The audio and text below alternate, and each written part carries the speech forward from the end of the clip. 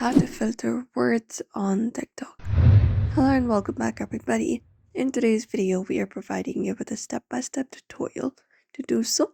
So let's just dive right into the video and get started.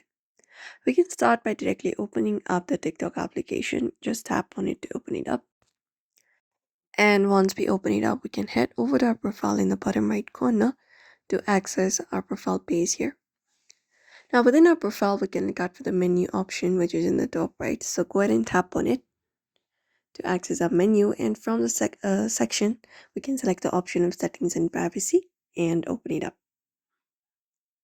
Now within settings and privacy, we should be finding different options. What we can do is we can look out for the option called privacy and tap on it and head over to another page, and from the section we can tap on the option called comments under interactions.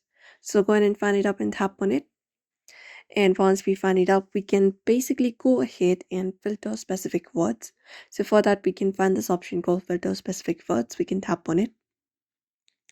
And then we can here basically turn on this toggle. So tap on it and the toggle option will be on. Now what we can do is we can add words that we wish to block.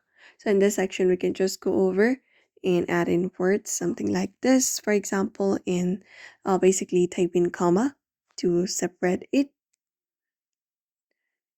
and add different words according to you. We have 500 words limit.